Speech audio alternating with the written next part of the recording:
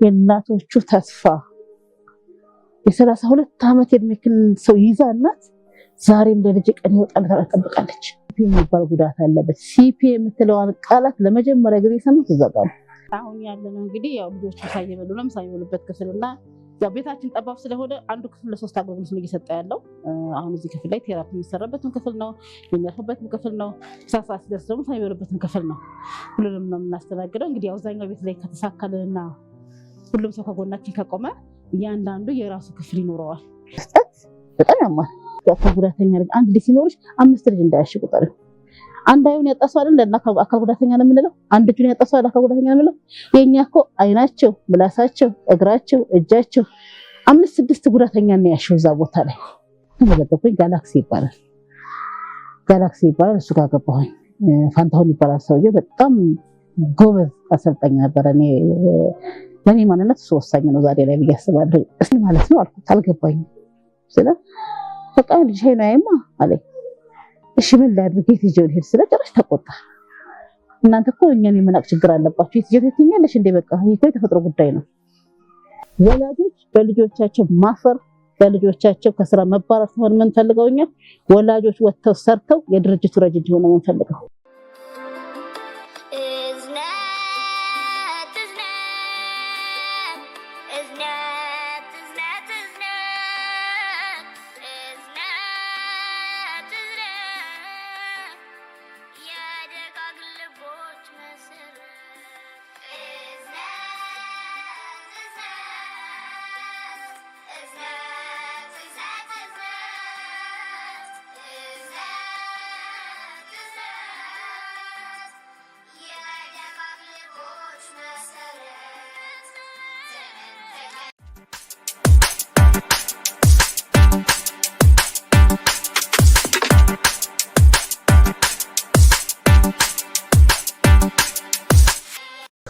ህይወት በተለያየ ችግር ውስጥ በተለያየ ከፍታና ዝቅታ ውስጥ እንድናልፍ ታስገድደናለች። ነገር ግን ትናንታቸውን አልፈው ዛሬ ላይ በሁለት እግራቸው ቆመው ለነገም ለብዙ እናቶች ለብዙ ወገኖች መትረፍ የቻሉ ብዙዎች ናቸው። ሰላም ጤና ይስጥልን የተወደዳችሁ የጣቢያችን ተከታታዮች እንደምን አላችሁ? እንደተለመደው የህይወት ተሞክሯቸውን የሚያጋሩን በትናንትና ዝቅታ ውስጥ ሳያልፉ ዛሬ ላይ ደግሞ ችግራቸውን ተቋቁመው ለነገ መትረፍ የቻሉ ለብዙዎች ለእናቶች ለወገኖች መትረፍ የቻሉ አንድ እናት ልናስተዋውቃችሁ ተገኝተናል። በቤታቸው ላይ ያለነው ምን መንገዶችን አልፈዋል፣ ያሉበት ሁኔታ ምን ይመስላል፣ ለእናቶች ለብዙ ወገኖችስ እንዴት ተረፉ፣ ምን እናገኛለን የሚለውንም ልናካፍላችሁ ነው እዚህ ያለነው። በአብሮነት ከኛ ጋር ከቻናላችን ጋር ቆይታ ካደረጋችሁ ብዙ ምክሮችን፣ ብዙ ሀሳቦችን፣ ብዙ እውቀቶችን ታገኛላችሁ ብለን እናምናለን። አብራችሁ ከኛ ጋር ስለቁ እንግባ።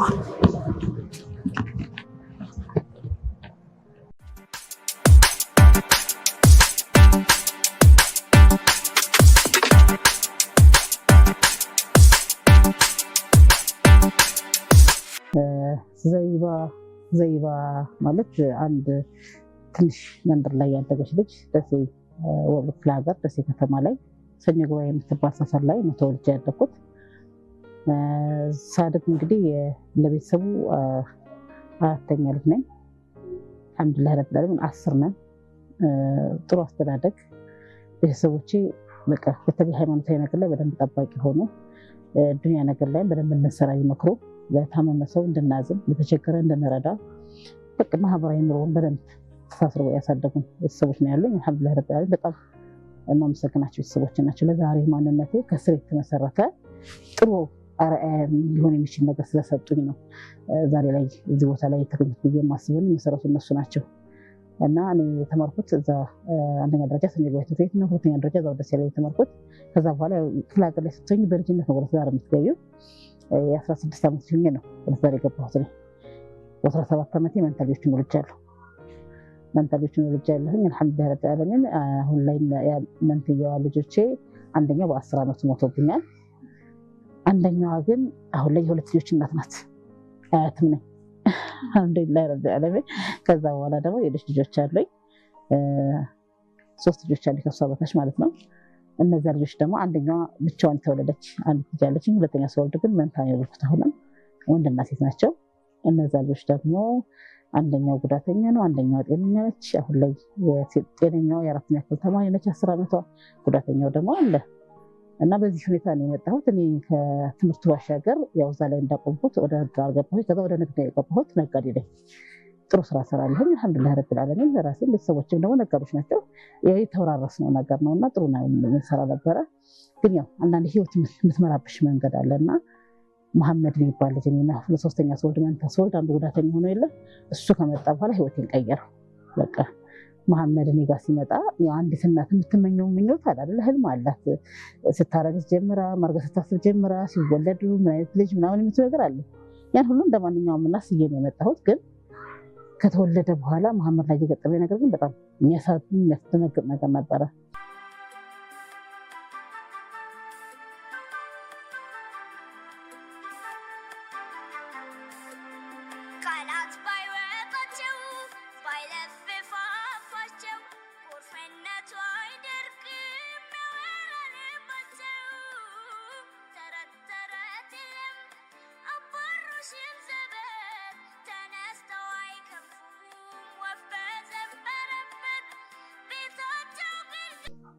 የሚገርምሽ ወዲያው ነው ደግሞ ወዲያው አሁን እንደዚህ አይነት ጉዳት ከምን ይመጣል እንዴት ይመጣል የሚለው ነገር አላውቅም። መጀመሪያ ግን ባላውቅም አንድ እናት በእርግዝና ሰዓት ላይ ማድረግ ያለባትን ጥንቃቄ በሙሉ አድርጌያለሁ።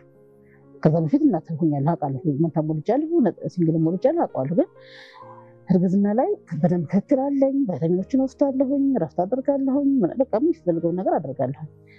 ስወልድም ኖርማል ያው በኦፕራሲዮን ነበር ከመጀመሪያ ጀምሮ የምወልደው መንታም ስለመሆኑ እና ኦፕራሲዮን በቃ ሰዓታቸው ደርሷል ተብዬ ነው የወለድኩትኝ። ግን አንደኛው ልጅ ሁለተኛው ልጅ ሲወጣ ህፃናቶች ወዲያው እንደተወለድኩ ያለቅሳሉ።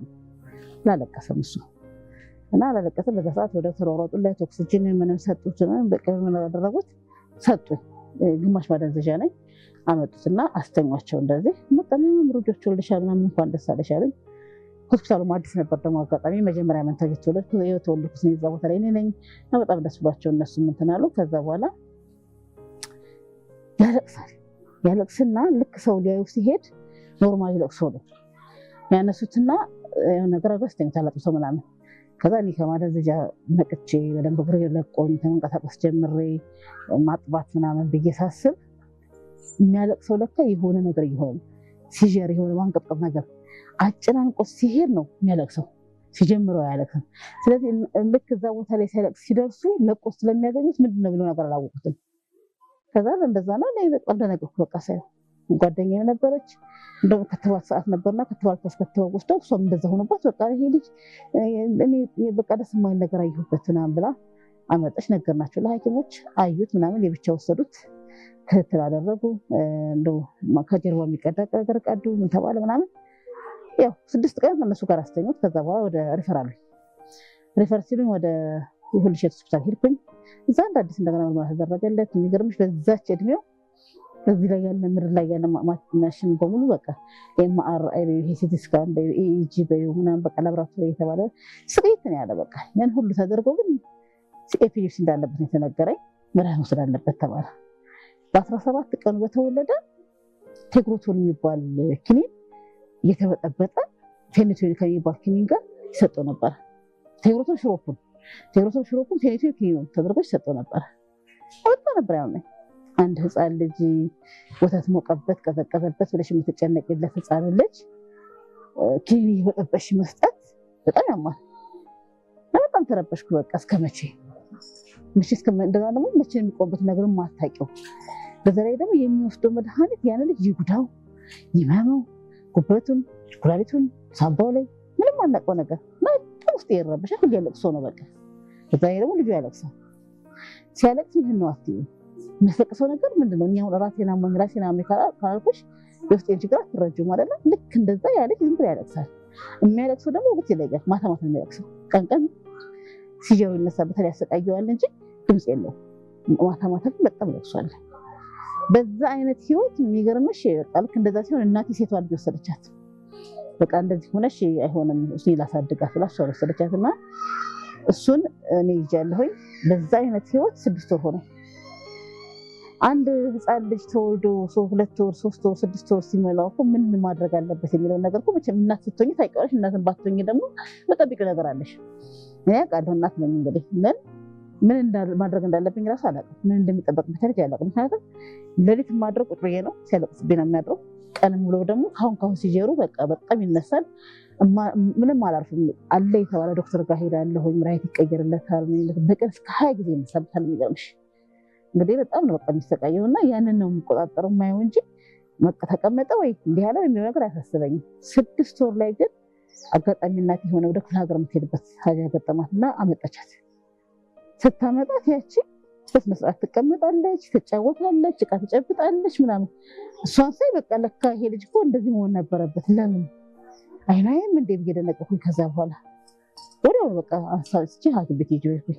ሐኪም ቤት ይዤው ሲሄድ ከዶክተሮች ላይ ታነቢዋለሽ ያየውን ነገር ነው። ምን አየህ ዶክተር ስለው አይ በግል ነው የሄድኩት። አይ ሲቪል ይዘሽ ነይና ሚልክ ነው ያለ። ኧረ ሚልክ እንዴት ያስገብኛል ፈር የለ ብለም ስለ ችግር የለም ጦት ነው ያለኝና ስልኩን ሰጠኝና ሄድኩኝ። ደወልኩለት። ዶክተር ሳድቅ ይባላል። ለዛ ጋር ገናኘኝ። ከሱ ጋር ምናምን አዩትና አይ እስቲ ማደንዘዣ ሰተን ማየት አለብን አሉ። ሳታጥቢ ዋጥ ተባልኩ። ሳላጠባ ወሰድኩትኝ። ማደንዘዣ ተሰጠው። ታየ። ጧት ላይ በቃ 4 ሰዓት ላይ ሆኗል። እንግዲህ ለዛጅም በምግብ አልበላም። እንጠብቃለን ሁሉም እና ልጁን ሰጥቶ እዛ ጋር ይጠብቃል። ከዛ ቤቢ ዘይባ ተብሎ ሲጠራ አቤት ብዬ ስሄድ ልጅሽ አይኑ አይ ልክ እንደዚህ ነው በቃ የተነገረኝ ንግግር። የሚገርምሽ በቃ ዛሬ ላይ ሰወራ ቁጭ ብዬ ቀላል ሊመስል ይችላል። ህመሙ በጣም ከባድ። የምትጠብቂው ነገር አለ እዛ ጋር ምን ሊነገረኝ ነው ብለሽ ያን የምትጠብቂውን ነገር ሰው መጥፎ ነገር ቢሆን እንኳን የሚነግርብሽ መንገድ እንዲያቀል ያደርገዋል። እኔ ግን የተነገረብኝ መንገድ ራሱ በጥፊ የተመታ ህክም የተሰማኝ በቃ ምን ማለት ነው አልኩት። አልገባኝም። ስለ በቃ ልጅ አይኑ አይማ አለኝ። እሺ ምን ላድርግ የት ይዤው ልሄድ ስለ ጭራሽ ተቆጣ። እናንተ እኮ እኛን የመናቅ ችግር አለባችሁ የት ይዤው ትኛለሽ እንዴ? በቃ ይሄ እኮ የተፈጥሮ ጉዳይ ነው። ጠማም ነው በቃ እሺ ልጅ ስጠኝ በቃ። ከዛ ያለቀስኩኝ ቤት ገባሁ። ምን ታደርጊዋለሽ በቃ ከማን ጋር ትጣሊያለሽ? አላህ ሱብሃነሁ ወተዓላ እንዲያርጉ ከሰጠኝን ልጅ እጄ ላይ ተቀምጦ ማይ ከሆነ ማያቀኝ ከሆነ ፊቱ ላይ እሳት ይሁን ውሃ ይኑር አውሬ ይምጣበት ምን ይኑርበት ማያቅ ልጅ ማየት ለእናት በጣም ከባድ ህመም ነው። በቃ እያለቀስኩ ገባሁኝ ቤት ከገባሁ በኋላ ምን ማድረግ አለብኝ ወደሚለው ነገር መጣሁ። በቃ ብዙ ቦታ ሞከርኩኝ፣ ያው ምን አይደለም። ከዛ ወደ ውጭ ይዤው ወጣሁኝ። ወደ ውጭ ይዤው ወጣሁኝና ዱባይ ህንዶች አሉ እነሱ ጋር ይዤው ሄድኩኝ። እነሱ ጋር ይዤው ሄጄ አዩት። ልክ ሲያዩት ለምንድን ነው የመጣችሁት ሲባል ለአይኑ እንደዚህ ተባለ። እናንተ የመጣችሁት ለአይኑ ነው አለ። ይሄ ልጅ እኮ ሲፒ የሚባል ጉዳት አለበት። ሲፒ የምትለዋን ቃላት ለመጀመሪያ ጊዜ ሰማሁት እዛ ጋር። እኔ እንግዲህ ኢትዮጵያ ውስጥ ያለ ዶክተር በሙሉ ይሄ አሳይቻለሁ። ጥቁር አንበሳ በይው ጳውሎስ በይው ምናምን በቃ አሳይቻለሁ። ልጄን በቃ የማያውቀው የለም። በቃ ግን አንድም ሰው በቃ ነርቭ ነው የሚባለው ነርቭ ነው የሚባለው እንጂ እንደማይድን እንደማይቆም እንደማይቀመጥ ምን የሚነገር ነገር የለም። ያ አለመነገር ለኛ ይጎዳል። አንደኛ ጊዜሽን ታባክኛለሽ፣ ጉልበትሽን ታባክኛለሽ፣ ገንዘብሽን ታባክኛለሽ። ሁሌም ተስፋ ነው የሚኖረው አይደል? ያን ተስፋ አንድ ቀን አገኘዋለሁ ይሳካልኛል ስትይ ብዙ ነገር ታደርጊያለሽ። ያን ተስፋሽን ግን እንደለመለመ ግን ነገራቶችን ቆጥበሽ የምትይዝበትን መንገድ ከባለሙያው ነው የሚነገርሽ። ባለሙያው ካልነገረሽ ደግሞ ሁሌ ያንን እስከምታገኙ ድረስ ትሮጫለሽ። ስንት ቦታ እኔ አንድ ቀን ቤት ተቀምጬ አላውቅም እኮ ተረጋግቼ እንኳን አንድ መድኃኒት ሳምንት እንኳን እንዲወስድ ትዕግስቱ የለኝም። ለምን ልጅ ነው እጅሽ ላይ ያለው ነገር። በዛ ላይ የሚያደርገው ነገር በቃ ምንም እንድትቆጣጠሪ ጊዜ እንድትሰጪ የሚሰጥሽ ነገር አይደለም እና በጣም ከባድ ነበርና ለዚህ ለመጣችሁት እንደዚህ ነው ሲለኝ በጣም ደነገጥኩኝ። ምን ማለት ነው ስለዚህ ይሄ ማለት በቃ ከአእምሮ ጋር የተያያዘ ሰለምለም የሚባለው ፓርት ሲጎዳ እንደዚህ አይነት ልጆች ላይ ይሄን ሲመጣ ተፈጥሮ ማንኛው የስሜት ህዋሳት የሚባሉት እንትናቸውን ይይዛቸዋል። ሳይ ላይ ይናገር ይችላል፣ ላይ ይችላል፣ ላይቀመጥ ይችላል ማለት ነው። በጣም ደነገጥኩ። እንደገና ደግሞ ሌላ ለቅሶ እንደገና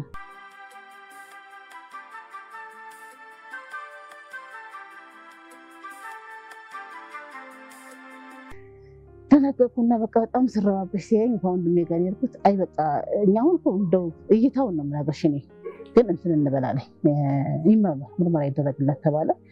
ምርመራ ተደረገለት፣ እንደ አዲስ ሙሉ ምርመራ ተደረገለት። ሲደረግለት ግን ዶክተሩ እንዳለው ነበር። ጆሮ ብቻ ነበር የሚሰራው። አይኑ አይን፣ ምላሱ አትናገርም፣ እጁ አይጨብጥም፣ እግሩ አይራመድም፣ ራሱን መሸከም አይችልም፣ ዳይፐር ተጠቃሚ ነው። የተፈጨ ምግብ ነው የሚበላው፣ አላምጦ ማውጣት አይችልም። ከዛ ተነገርኩ። ምን ማድረግ ነው ያለብኝ? እሺ ልጅ አትጥዩ ልጅ ነው አትይዥውም። በጣም ብዙ ነገር ካንቺ ይፈልጋል፣ አንቺን ይፈልጋል። እሱ ሆነሽ እንድኖር ይጠይቅሻል። ምን ማድረግ ነው ያለብኝ ለዚህ ልጅ ብዬ ስለው እናንተ ጋር እንደዚህ ልጅ የለም እንዴ ያለኝ። እነዚህ እኮ ቴራፒ ያስፈልጋቸዋል፣ የተመጣጠነ ምግብ ያስፈልጋቸዋል፣ በቃ ፀሐይና ንፋስ ያስፈልጋቸዋል።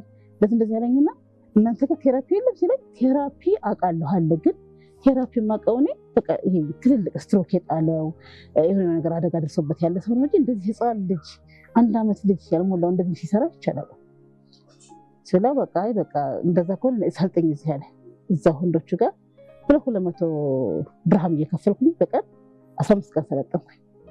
15 ቀን ሰለጠንኩኝ። የሚያስፈልገውን ማቴሪያል ነገሩኝ፣ መዋኛ ገንዳ፣ ያሁን ለጤነኛ ልጆች ቅንጦስ ብለን የምንላቸው ነገሮች ለነዛ ልጆች ቦናችን ይባላል፣ ስታንዲንግ ይባላል። ይሄ ያን ሁሉ ነገር አሳየኝ። ይሄን በቃ መጨበጥ ያለበትን ማውጣት እንዳለብኝ ያው ሰለጠንኩ። እቃውን እንትን አልኩና መጣሁ። ግን እንዴት ላሰራው? ልክ መጥቼ እዛ በሰለጠንኩት መሰረት ልጁን ሳሰረው ልጁ አለቀሰ። ሲያለቅስ እንዴ ማይያት ቦታ ይዤዋለሁ። ጭንቀት ፈጠረብኝ። እንደገና እንደዚህ አድርጌዋለሁ። በቃ አልቻልኩም። ከዛ መፈለግ ጀመርኩኝ። አካባቢ ላይ የማውቃቸው ብዙ ዶክተሮች አሉ፣ ቤታችንም ውስጥ አሉ። እንደዚህ ተባለ ምናምን ስላቸው እንደ ያለ ከተለ ቴራፒ ለምን አታሰሪም አሉ። የት አለ ቼንሽን ስራ አለርት አለ። አለርት ሲሄድ ቴራፒ እስከምንሰራው ከ15 ዓመት በላይ ያሉ ልጆች ነው አለ እና መናገሻ ሄጃ ላይ ቼንሽን የሚባል ድርጅት አለ። መናገሻ ከሱ ጋር ሄጃ ላይ መናገሻ ሲሄድ ደግሞ እስከ 10 ዓመት በላይ ያለ ነው የምንሰራው አለ። እስከ 10 ዓመት ሰለተ ምረሽ ቤተክርስቲያን ሲኤምሲ እዛ ባጠገብ ነው ያለው። እዛ ሄጃ ላይ እዛ ሄድኩኝ፣ ተመዘገብኩኝ። 2 ወር አልፈጀብኝ። ቶሎ ጠሩኝ። ከዛ እዛ ገብቼ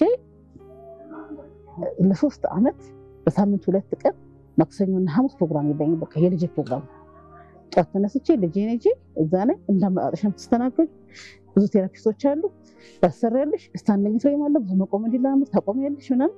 በቃ ሙሉ ሰዓት መንገዱ የሚገልብሽ ከየት ነው የሚሄደው? ከጀሞ ሄዳለሁ። ጀሞ ነበርኩኝ፣ አዲስ ገበያ ነበር። አዲስ ገበያ ሄዳልና መንገዱ ሰዓት ይገልብሻል። በቃ የለ ፕሮግራም አትይም። ሲቀጥ ለማን ይሄን ልጅ ጥለሽ ወጥተሽ ስራ መሰለኝ ቤት ተቀምጫለሁ። በቃ ያንን እያደረኩ 3 ዓመት። የሚገርምሽ ግን እዛ ምን ብለውኛል ዱባይ ላይ አየን ልጅ ስለሆነ ነርቭ ሊያደግ ይችላል እና እስከ 7 ዓመት ድረስ ተስፋ አትቁረጪ፣ በደንብ ከተንከባከብሽ ምናምን ተብያለሁኝና አንድ ያ ተስፋ ውስጥ ያለ። ሁለተኛ ነገር እንደገና መሐመድ አበደን 3 ዓመት ሞቶት እንደማንኛውም ኖርማል ትምህርት ቤት ገብቶ ባይማር እሱም መሰል ልጆች ጋር ግን ይውላል ብዬ ተጠብቅ ነበረ። ለምን እኔ ብቻ አይደለሁማ እንደዛ ጎረቤት ያገኛል ጀለኝ በጣም ብዙ ልጆች አለ፣ እናቶችን አገኛለሁ፣ በጣም ብዙ ልጆችን አገኛለሁ እንደዛ ልጆችና ቤት ይውላል የሚተሰብ ያልነበረኝ። እውነታው ግን ያው ጊዜ ሄደ። 3 ዓመት ሞላው። መንትያው ትምህርት ቤት ገባች። መንትያውን ትምህርት አስገብቼ መጥቼ ቤት ስገባ መሐመድ ተኝቷል። ሌላ ህመም በቃ ምን ልበልሽ በቃ ወጣሁ። በቃ መፈለግ አለብኝ ብዬ ወጣሁ። ስወጣ አላገኘሁም። ቴራፒስቶቹን እዛ ማውጣቸውን ሁላ ደዋወልኩኝ፣ የለም። ከዛ ምን አደረኩኝ? ዛችን ሼር መላለሳለሁኝ። እነዛችን ሼር ላይ ያሉት እናቶች በቃ እንሰብሰብና ተቋም ነው ካልሆነ በግለሰብ ደረጃ ብንጮህ ብንል ምንም ነገር ለውጣና ሁሉ ተቋም ስንሆን ግን መድኃኒት እናገኛለን፣ ለልጆቻችን ጠቋቸው ማቴሪያል እናገኛለን፣ ህዝብም ያቀናል፣ ልጆቻችን የምንውልበት ነገር እናገኛለን። ስለዚህ በጣም ብዙማ ተቃወመ። ለምን እኛ ልጆቻችን እኮ እንደዚህ ያደረጉ ፎቶ እያነሱ ምን እያሉ እየወሰዱብን እኮ ጠፍተዋል። አንዷ ወላሂ 9 መታወቂያ ሳይች የልጅ መታወቂያ 9 አንድም የለም ማለት ግን በጣም ይረዳል።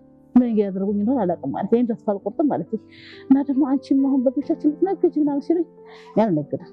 እኔ ጉዳተኛ ልጅ አለኝ፣ ህመሙን አውቀዋለሁ፣ እየኖርኩት ነው ያለሁት። እኔ ስራዬንም ትቼ ሱቅ ነጋዴ ነኝ፣ ሱቄን ዘግቼ ቁጭ አልኩት። 3 ሰራተኛ ድረስ ይዤ ነበር። የሚገርምሽ ነገር መንተሪዎች መጀመሪያ 3 ሰራተኛ፣ አንዷ ለቤት ሰራተኛ፣ አንዷ ለጤነኛዋ ልጅ፣ አንዷ ለጉዳተኛው ልጅ። እኔ አልበቃሁም። ያም ሆኖ ግን እንደዛ ሆኖ አልበቃም። በዛ ላይ ቤተሰብ፣ ጓደኛ፣ ጎረቤት ሁሉ ከኔ ጋር ነው ያለው። ይሄንን ህይወት እያሳለፈኝ እንዴት ነው በእነዚህ ላይ የምጨክነው?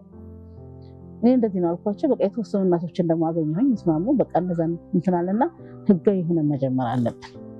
እዛ ጋር ስሰራ ልጄን የምታሰራልኝ ቴራፒስት አለች። እሷ ቴራፒ ዛሬ እዚኛ ጋር ታሰራለች። እሷን ስራ አማክራታለሁ። ሳማክራት አይ ህጋዊ ሆናችሁ ላይሰንስ አውጥታችሁ እንደዚህ አድርጋችሁ በቃ ሻው ወደ ህጋዊ መንገድ ስንመጣ 2012 ላይ ጀመርነው። ስንጀምር ኮሮና ገባ። 1 ዓመት ጋር ያው ሁሉም በየቤት ተቀመጠ። ያ ጊዜ ነው ምቹ አጋጣሚ ፈጠረልኝ። ቤት ተቀምጬ እንዴት መስራት እንዳለብኝ ከሰዎች ጋር በደንብ ስራ፣ ሁሉም ሰው ቤት ቁጭ ስላለ ጊዜ አለው ያዋራሻል በደንብ።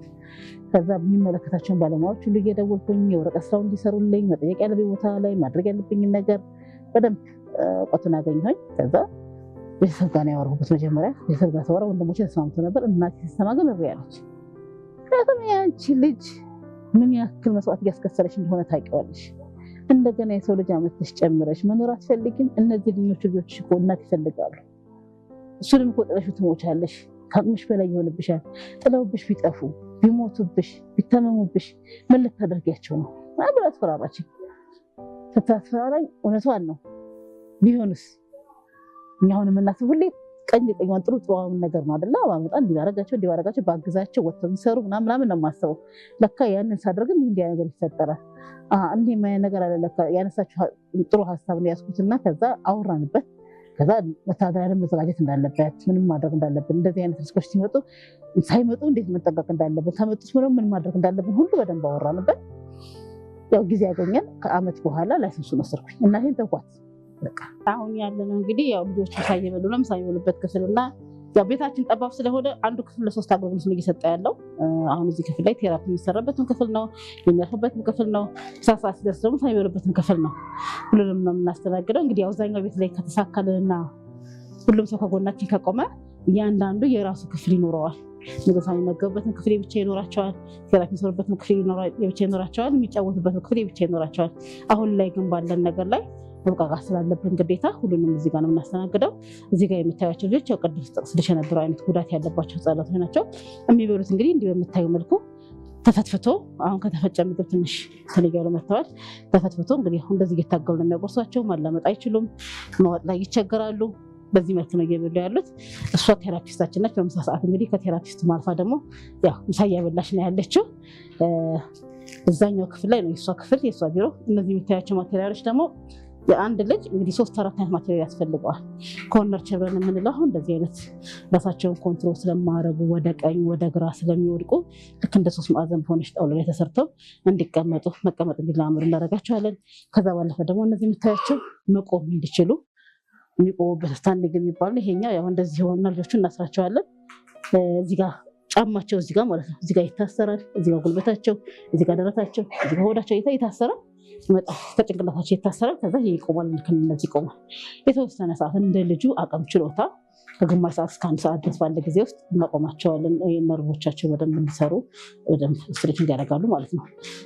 ከዛ ባለፈ ደግሞ ወጥተው ፀሐይ መሞቅ አለባቸው፣ መንቀሳቀስ አለባቸው ብለን ስናስብ ደግሞ እንደዚህ አይነት ልጆች ያስፈልገናል። ስለዚህ አንድ ልጅ ቢያንስ 8 ማቴሪያል ያስፈልገዋል። ከተንቀሳቀሰ ደግሞ ትንሽ ራሱ መቆም ከጀመረና መራመድ ከጀመረ ደግሞ ወልከር ያስፈልገዋል እና በእነዚህ ልጆች ላይ ተቋም መሆናችን ጥቅሙ ብዬ የምለው እነዚህ ማቴሪያሎች እናገኛለን በተቋም ደረጃ። አንድ ማቴሪያል ተቋም ላይ ይህን ልግዛ ብትይ ከ280 ሺህ ብር በላይ ነው አንዱ ይሄ ስታንዲንግ ማለት ነው።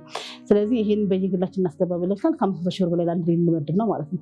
ቦታው ቤት ውስጥ ማስቀመጫ ውስጥ እንደ ተቋም ላይ ሲመጣ ግን ሁሉ ማህበረሰብ ተረባርቦ ይሄን ነገር ቢገዛ አንዱ ስታንዲንግ ብዙ ልጆች ያስተናግዳል። ለብዙ ልጆች ገብታልና ወደ ተቋም መምጣታችን ብዙ ጥቅም አለው። ተቋም ላይ መድረሳችን ብዙ ጥቅም አለው ብዬ ነው ለዛ ነው። ከዛ ባለፈ እሷ እያንዳንዱ ልጅ በእጇ ነው የምታሰረው። ቴራፒስቷ እስከ 1 ሰዓት ድረስ የሚወስድ ልጅ ይኖራል። 40 ደቂቃ 30 ደቂቃ እንደ ጉዳቱ ታሰራቸዋለች። ከዛ ባለፈ ደግሞ እናቶች ልጆቻቸው ከነሱ ጋር ናቸው ሁሉ ጊዜ። ስለዚህ እዝነት ይኖራል እንደሆነ ይሞታል ፌል ያደርጋል እናስብ ማሰብ አለብን። በዛን ሰዓት እችነት ምንድነው ማድረግ ያለባት? እውቀቱን ይዛ ካልወጣች ነገም እዛገኝንበት ቦታ ላይ ነው የምናገኛት እና የዛ ላይ እንዳናገኛት የራሷ ልምድ ማካበት አለባት። ለልጇ የሚያስፈልጋትን በቂ እውቀት መያዝ አለበት ብለን ስለምናስብ በእናትነት የሰጣቸው እውቀት አለ፣ ተፈጥሮ የሰጠቻቸው የሰጣቸው እውቀት አለ። ከዛ ባሻገር ገኛ ደግሞ እዚህ ጋር በተስ ስፔሻላይዝ እንዲያደርጉ እንፈልጋለን። በደንብ የመንግስትነት ስልጠና ይወስዳሉ፣ ሰርቲፋይድ ናቸው። የቴራፒ ስልጠና ይወስዳሉ። በደንብ ብቁ አድርገን ነው እዚህ ጋር ደግሞ ስንቀጥራቸው ቅጥረኛ ናቸው፣ እዚህ ጋር ደሞዝተኛ ናቸው ከእናትነት ባሻገር ማለት ነው። ሌላው የምታሰራበት ክፍል ደግሞ ይህን ይመስላል። እሷ ትንሽ ጨለም የሚልብህ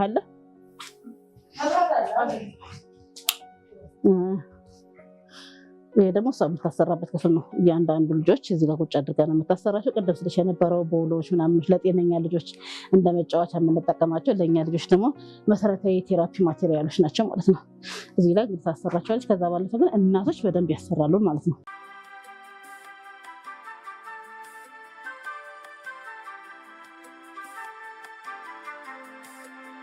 በልጅነት ስትወልጂ ፍቅሩ ይከብዳል።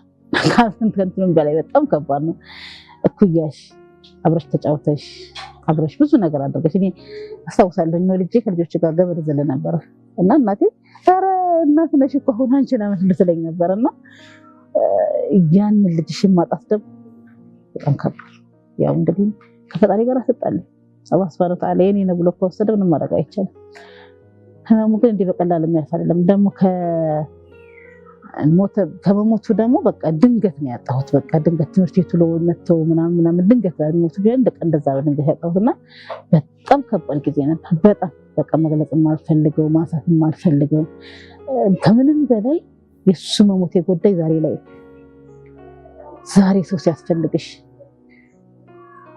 አው ከጎንሽ የሚሆን ሐሳብሽን የሚካፈልሽ የኔ የምትይው ልጅሽ ነው አይደል እሱ ነገር ነው የጎደለብኝ ከምንም በላይና ከባድ ነው ያን ሁሉ ተቋቁሜ መጥቼ ግን የሌሎች ልጆችን መኖር አለብኝ ብዬ መስራት አለብኝ ብዬ ኖር ያለሁ ሁለተኛ ነገር ግን ይሄ ነገር ሲመጣ ደግሞ ከባድ ነው በልጅ መፈተን በነገራችን ላይ በጣም ከባድ ነው በጣም በልጅ ፈተና በጣም ከባድ ነው የልጅ ህመም ይሆድ ህመም ነው የሚሰገር አለ ሁሌ በቃ በጣም ከባድ ህመም ነውና እንዲህ በቀላሉ የሚገለጽ ነገር አይደለም ያለፍኩበት መንገድ ያው ግን ወንድም ሲኖርሽ እህት ሲኖርሽ እናት ሲኖርሽ ደግሞ የሚጋራሽ አይዞሽ የሚልሽ ሀዘንሽን የሚካፈልሽ የሚያጽናናሽ ሰው ሲኖር ደግሞ የበለጠ ታገጃለሽ ያ ነገር ነው አሁን የጠቀመኝና የረዳኝ እንጂ በጣም ከባድ ነው ማን ያለው እዚህ እሱዬ ቤቱ ባዶ ሆኗል ብቻህን ለቀውልሃል እንግዲህ ዋና ስራችን ደግሞ እዚህ ክፍል ነው ጧት ከልጆቻችን ከሰርቪስ እንደወረዱ በሰርቪስ ነው የምናመጣቸው ብዙ ጊዜ እንደውም ይሄ ጥያቄ ይነሳል ለምን ልጆቻቸውን ከፍላቸው አያመጡም አይወስዱም ለምን እናቶች ትከፍያለሽ የሚል ጥያቄ ይመጣል እናትን መርዳት ነው ያለብን ብዬ ነው የማስበው እኔ ምክንያቱም ለልጇ እያለች መስዋዕት የከፈለች የተጎዳች ያለችው እናት ነች በዛ ላይ ያች እናት እኛ መንዛት ገንዘብ ያላት አቅም ያላት አይደለችም የድሃ ብለን ያዝናቸው የትራንስፖርት ተከፍላ ተሸክማ ዴይሊ አምጪ ማለት ልጁን ስትፈልጊም ስትፈልጊ ትታዩ ነው ለኛ ደግሞ ያ አንድ ቀን የሚመጣ አንድ ቀን የሚቀር ከሆነ የድርጅቱን ያለውን የሚሰጠውን አገልግሎት በቀጥታ የማያገኝ ከሆነ ሁሉ ጊዜ የድርጅቱ አዲስ ለምግቡ አዲስ ነው የሚሆነውና ልጁ ሁሌ ለቅሶ ነው የሚሆንብን በነገራችን ላይ እዚህ ግቢ ላይ ሲገቡ ልጆች 15 ቀን 20 ቀን ያለቅሳሉ በጣም አንደኛ የለመዱት የእናታቸውን ድምጽ የቤተሰባቸውን ድምጽ ብቻ ነው ሌላ ሰው ማያውቁ ሌላ ድምጽ ማለመዱ እዚህ ቦታ ላይ መተው ግርግር ሲኖር ምግቡ ይቀየራል የልጆች ጩኸት አለ እናት ትቀየራለች ሁሉ ነገር ሲቀየር ይረበሻሉ ስሜታቸውን መግለጽ አይችሉም በለቅሶ ነው የሚገልጹት ኬጂ ላይ እንኳን የሚገባ ልጅ በካራሚላ ማስተካ በቁጣ የምታስፈራሪው ልጅ እንኳን የምታታለው ልጅ እንኳን ያለቅሳል እነዚህ ደግሞ በምንም አታታሊያቸው ስለዚህ ምንድነው የምናደርገው እናትየዋ አብራ 15 ቀን እንድትቀመጥ እናደርጋለን ልክ ቤት ቀይረሽ ልጅ እንደምታላምጂው ልክ እንደዛ እዚህ ጋር ጧት መታ ውላ አብራ ማታ ትሄዳለች ልክ ልጁ እናቶችን ለምዶ ግቢውን ለምዶ ምግቡን ለምዶ ሲረጋጋ ነው እናስወጣት ሁለተኛ አለጋ እንዲሆንበት አንፈልግም ልጁ እንዲረበሽብን ስለማንፈልግ ማለት ነው ስለዚህ ሰርቪስ የምንጠቀመው ደግሞ ያቺ እናት ሁሌ ተሸክማታ ከሆነ የምትነፈው ነገር አለ ያን ሸክሟን መቀነስ አለብን ሰርቪስ ካላሰጋጀን አንደኛ ለኛም ጉዳት ነው ለሷም ደግሞ ጉዳት ነው ሰርቪስ አዘጋጀታችን ግድ ነው ሁለተኛ ነገር ለምን ትከፍላላችሁ ይባው ነገር እሺ እናትየዋ እኔ ልጅሽን ሊያዝልሽና ወጥተሽ ስሪ አልኳት እኔ ግን እዚህ ጋር ሞት ያስፈልገኛል አይደለ ለኔ እንደሷ የሚሆን ለኝና ታገኛለህ አላገኝም ሲቀጥል እንደገና እሷን ማን ነው የሚቀጥራት ብዙ አመት ከበርጇ ጋር ኑራ ከማህበራዊ ተገላ ዝነግሯን ያጣች እንዳትልች አይደለ ስለዚህ ወደ ማህበረሰቡ ቀላቀዬ የሚበቃትን ስልጠና ሰጥቼ